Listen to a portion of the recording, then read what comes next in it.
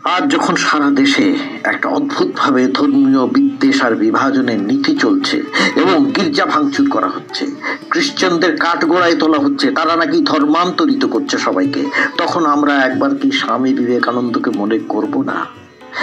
তার রচনাবলীর নবম খণ্ডে উল্লেখ আছে এমন একটা ঘটনার। এক খ্রিস্টান মহিলাকে তিনি বলেছিলেন, কি বলেছিলেন?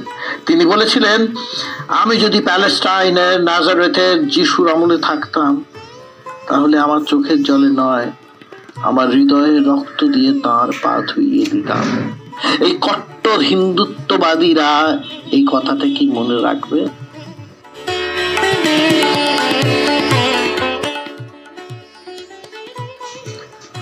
রচনাবলীর পঞ্চম খণ্ডে বিবেকানন্দ লিখছেন, যবে থেকে এই হিন্দুরা বাবাজিদের মতো নিরামিষভোজী হয়েছে, তখন থেকে আর বড় মাপের স্বতন্ত্র চিন্তার মানুষের জন্ম হয়নি।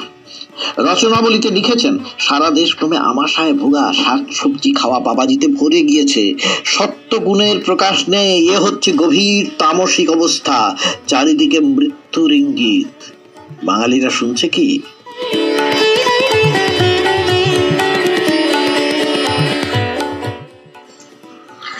সান ফ্রান্সিসকোয় ভাষণ দিতে গিয়ে বিবেকানন্দ বলছেন, তুমি যদি ধর্মে বিশ্বাস করো, তাহলে কোনো সংগঠিত ধর্মের দরজায় গিয়ে কড়া নেড়ো না, তারা ভালো করার চেয়ে তোমার শতগুণ ক্ষতি করবে।